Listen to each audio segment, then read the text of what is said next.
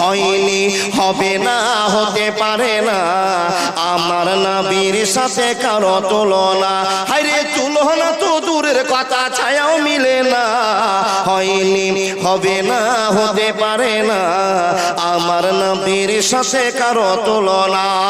ইউসুফকে দেখে যারা আঙ্গুল কেটেছে তারা কি বিশ্ব নবীর রূপ দেখেছে? আরে দেখছো যদি কেটে দিত কলিজা খানা। হয়নি, হবে না, হতে পারে না আমার নবীর সাথে কারো তুলনা। হায়রে তুলনা তো দূরের কথা, ছায়াও মিলে না।